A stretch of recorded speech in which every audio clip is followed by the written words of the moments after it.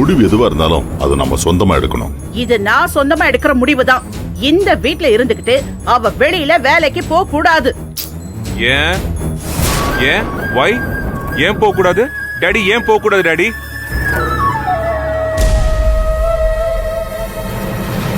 Daddy இது என்ன daddy அநியாயமா இருக்கு?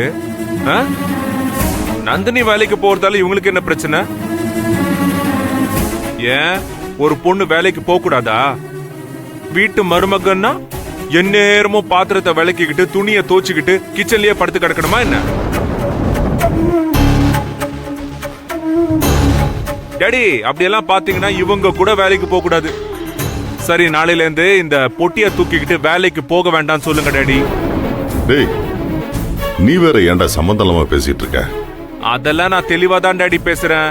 என்ன சம்பந்தம் இல்லாம பேசுறேன்? ஏன் நந்தினி வேலைக்கு போக கூடாது? ஏதோ அவ பட்ட கடனை அவளே அடைக்கணும்னு நினைக்கிறா. அதை செஞ்சுட்டு போட்டுமே டாடி. யாருக்கு அதுல என்ன பிரச்சனை?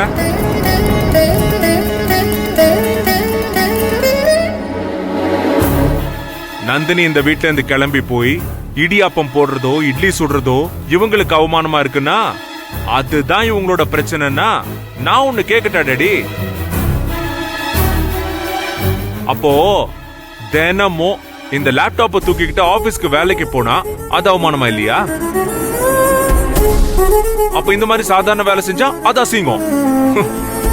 கொஞ்சம் மாடர்னா சொகுசா செஞ்சா அது ஓகேவா உங்களுக்கு? சென்ஸோட பேசுடா. எதுக்கு சென்ஸ் இல்லாம பேசிட்டு இருக்க? அறிவில்ல? அதுக்கு இதுக்கு என்னடா சம்பந்தம்?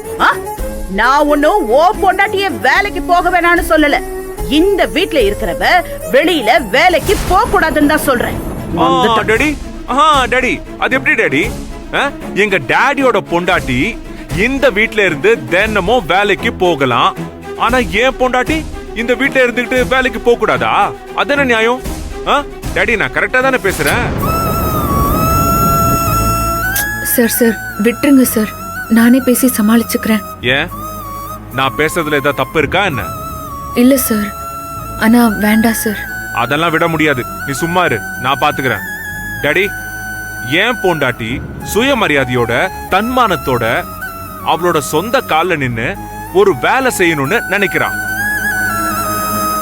அது லீகலா, எத்திக்கலா அண்ட் மோரலி எந்த விதத்திலையும் தப்பாவும் இல்ல. கரெக்டா? அண்ட் நான் அவளுக்கு எல்லா விதத்திலையும் as a husband சப்போர்ட் பண்ணதான் போறேன். as a husband அதான் என்னோட வேலை. அவ இங்க இருந்து தான் வேலைக்கு போவா. இன்ஃபேக்ட் நானே அவளை என் கார்ல ஏத்திட்டு கொண்டு போய் டிராப் பண்ணிட்டு வரதான் போறேன்.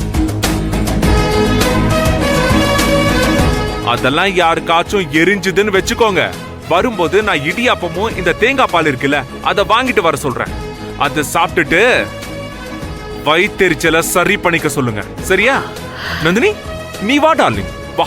நாம பிசினஸ் பண்ணி பயங்கர பெரிய ஆள் ஆயிடும். ஓகேவா? நீ வேற லெவல்ல கலக்கணும். ஓகேவா? பாரு, என்ன அப்படி பக்கத்துல எந்த பிரயோஜனமும் இல்ல. அவன் இப்படிதான் செய்வான்னு உனக்கே தெரியும்ல. அப்புறம் எதுக்கு வாயை கொடுத்து தேவையில்லாம நீ கொஞ்சம் அமைதியா இருந்தா அவன் பாட்டுக்கு போயிருப்பான்.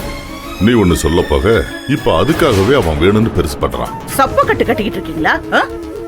எனக்கு சப்போர்ட் பண்ற மாதிரி நடிக்காதீங்க. என்ன இப்ப அவங்க பேசுறதெல்லாம் கேட்டு அப்படியே மனசுக்குள்ள சந்தோஷப்பட்டு இருப்பீங்கல்ல? நான் கேட்டுதான் இப்ப நடிக்கிறீங்களா? என்ன தெரியும் இது வேற.